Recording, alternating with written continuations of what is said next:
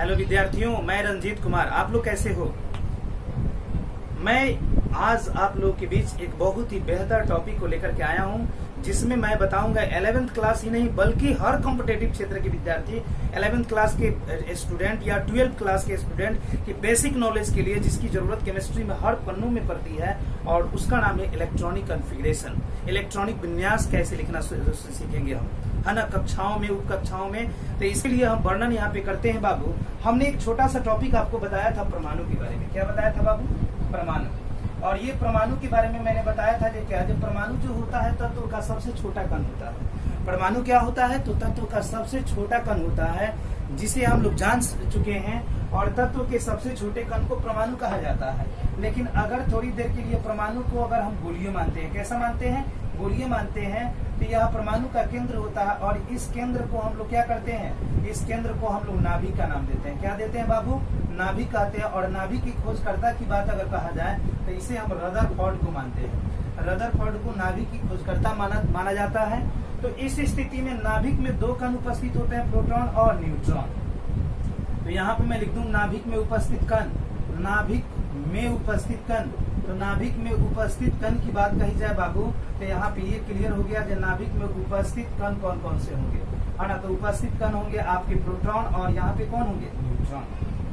अगर बात कही जाए नाभिक में आवेश की, तो नाभिक में आवेश कौन कौन से होंगे? तो नाभिक में आवेश हमेशा याद रखेंगे कौन सा होगा? धन आवेश। नाभिक में कौन सा आवेश होगा बाबू? तो यहाँ पे याद रखेंगे धन आवेश, है ना। ये धनावेश रहता है नाभिक में, हमेशा पॉजिटिव आयन रहते हैं, है ना। तो इस स्थिति में यह तो क्लियर हो गया। अब बात आती है क्या, इसका तीसरा कण कहाँ रहता है? इसका तीसरा कण परमाणु के नाभिक के चारों तरफ जो होता है, क्या करता है? चक्कर लगाता रहता है। परमाणु के नाभिक के चारों तरफ इलेक्ट्रॉन जो होते हैं यहाँ पे चक्कर लगाते रहते हैं। यानी यहाँ पे बताया जाता है परमाणु के नाभिक के चारों तरफ इलेक्ट्रॉन जिस पथ पर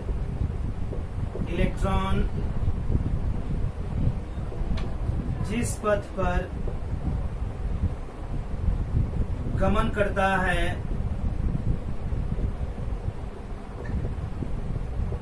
कक्षा कहलाता है बाबू।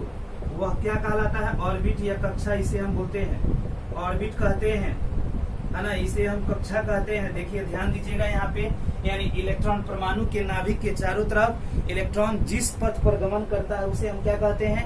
नाभिक को यहाँ पे क्या कहेंगे बाबू? तो कक्षा कहते हैं या ऑर्बिट कहते हैं।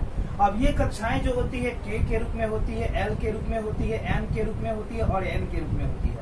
तो अब यहाँ पे क्लियर हो गया कि ऑर्बिट हमारे जो होते हैं, ऑर्बिट जिसे हम कक्षा कहते हैं बाबू, तो ये कक्षाएं कौन कौन सी होती है? तो ये कक्षाएं हमारी K होती है जो हमारी पहली कक्षा है, L होती है जो हमारी दूसरी कक्षा है, M होती है जो हमारी तीसरी कक्षा है, N है जो हमारी चौथी कक्षा है।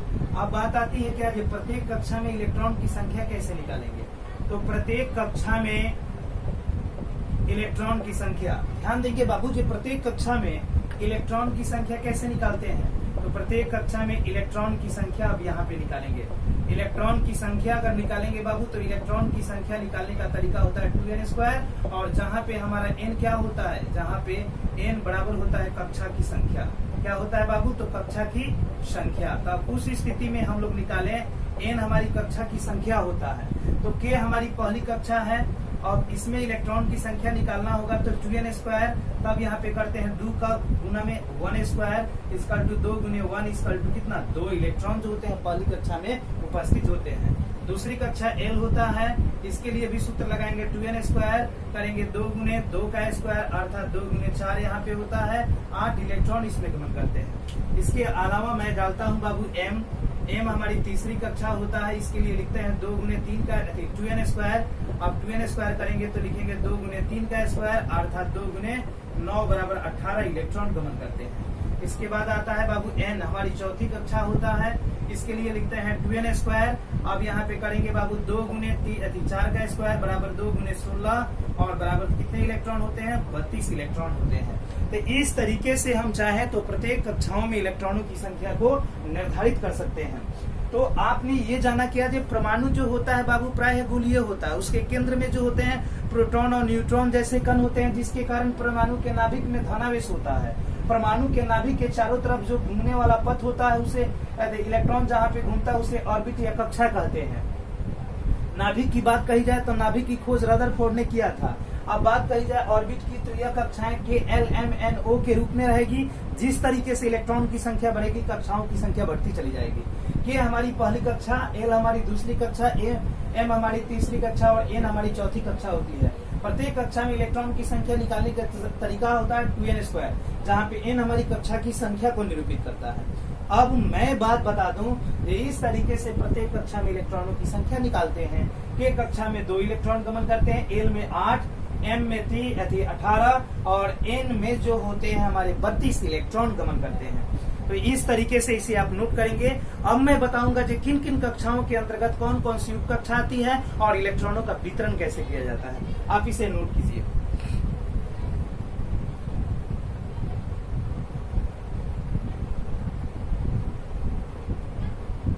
हो गया बाबू, चलिए आते हैं आगे।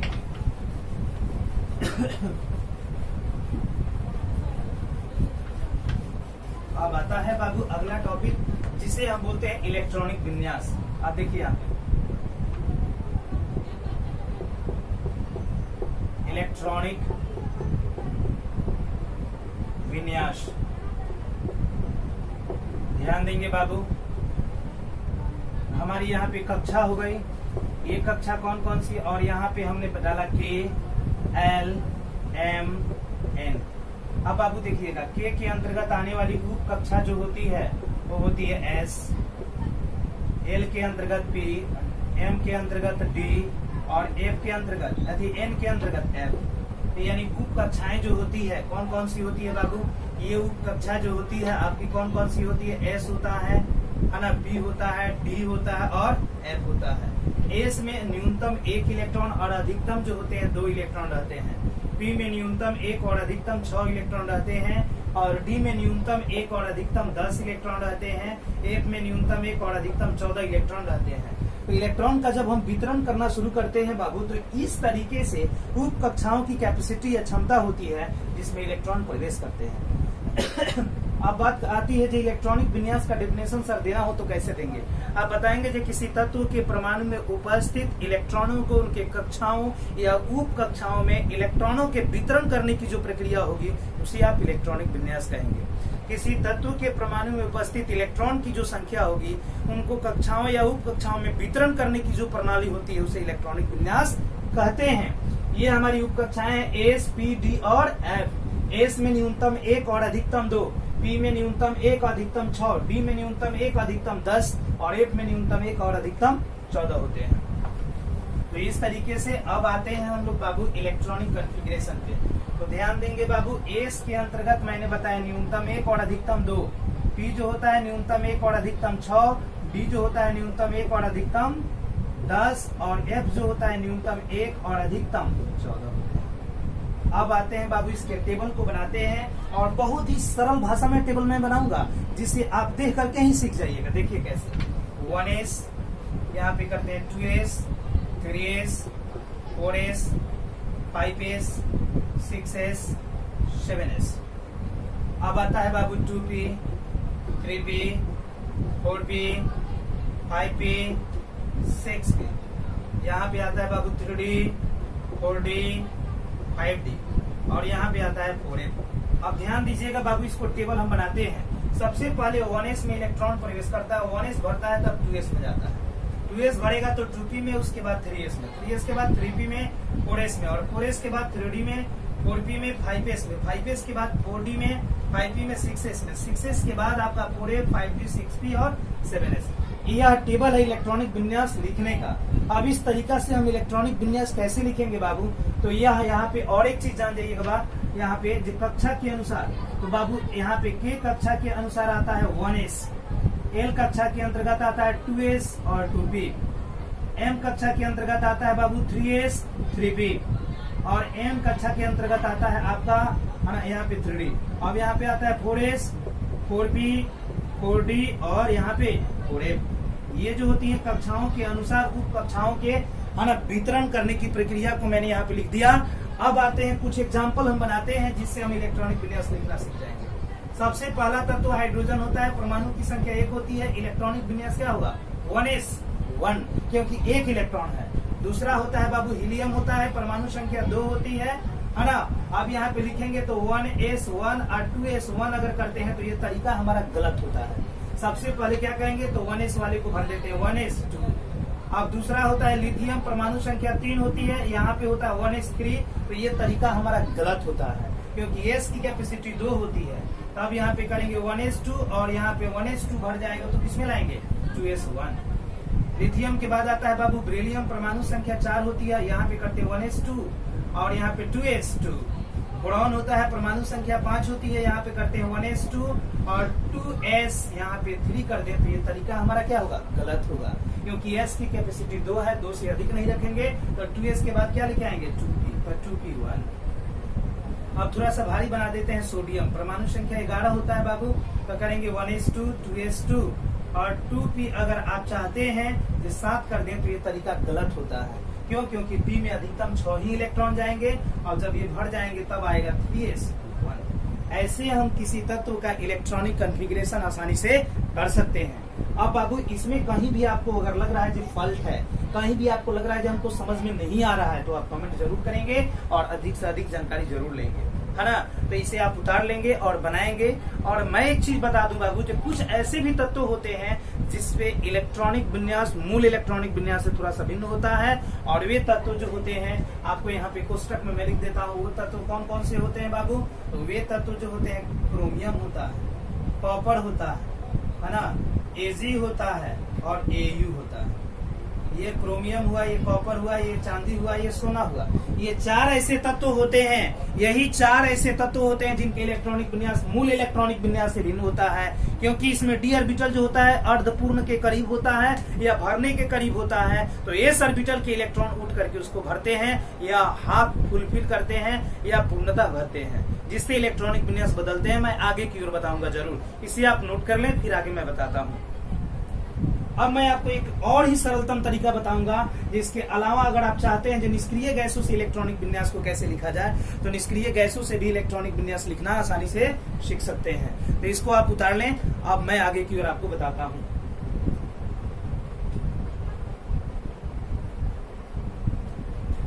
हो गया बाबू? तो चलते आते हैं हम अब निष्क्रिय गैसों से इलेक्ट्रॉनिक विन्यास कैसे लिखना सीखेंगे। तो निष्क्रिय गैसों से इलेक्ट्रॉनिक विन्यास लिखना सीखने के लिए हम लोग यहाँ पे लिखेंगे निष्क्रिय गैस। इसे हम निष्क्रिय गैस, है ना, इसे हम दुर्लभ गैस, इसे हम उत्कृष्ट गैस, इसे हम अक्रिय गैस, इसे अक्रिय गैस के नाम से भी जानते हैं, अक्रिय गैस के नाम से भी जानते हैं। तो इस तरीके से अक्रिय गैस भी होता है। तो आप ध्यान देंगे बाबू, ये निष्क्रिय गैस कौन कौन सी होती है? हीलियम होता है, नियॉन होता है, आर्गन होता है ना, क्रिप्टॉन होता है, जेनॉन होता है और रेडॉन होता है। ये 6 निष्क्रिय गैस होते हैं, है ना। हीलियम होता है, नियॉन होता है, आर्गन होता है, क्रिप्टॉन होता है, जेनॉन होता है और रेडॉन होता है। अब बाबू जान जी इनकी परमाणु संख्या होती है यहाँ पे कितनी? 2। इनकी होती है 10 और इनकी होती है 18, इनकी होती है 36, इनकी होती है 54 और इनकी होती है बाबू 86। विन्यास में देखिए तो ये होते हैं, यहाँ पे क्या होता है इसके अंतर्गत 1s2। इसका अगर लिखे बाबू तो 2s2 और 2p6 यानी 1s2 2s2 और 2p6। इसी तरीके से यहाँ पे 1s2 2s2 और 2p6 और उसके बाद 3s2 और 3p6 होता है। अब केयरफुली आप देखेंगे कि अगर हमें निष्क्रिय गैस से इलेक्ट्रॉनिक विन्यास लिखना हो तो कैसे लिखेंगे।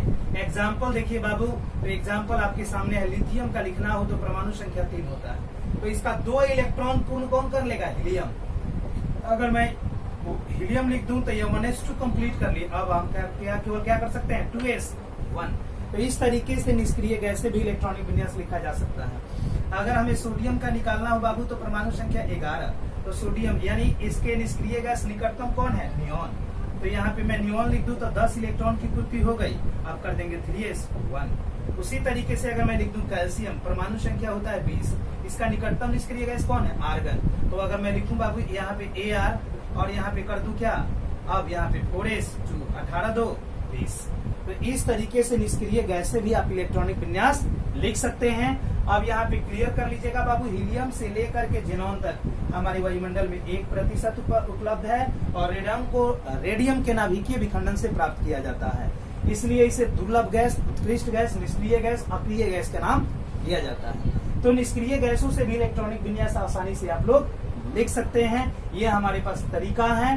अब मैं आपको एक और चीज बता दूं, इन तरीकों से लिखेंगे, कहीं भी कठिनाई हो तो आप जरूर कमेंट करेंगे, हमसे पुनः पूछेंगे, है ना।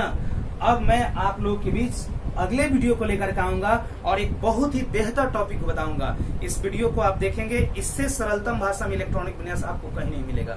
आसानी से बनाएंगे, है ना। कहीं भी दिक्कत हो तो आप कमेंट करेंगे। अगर आपको बेहतर लगता है, अच्छा लगता है तो अपने मित्रों के बीच आप शेयर करेंगे, चैनल को सब्सक्राइब करेंगे, है ना, और वीडियो को लाइक करेंगे। धन्यवाद। अगले वीडियो में हम लोग मिल रहे हैं एक नए अंदाज में। ओके।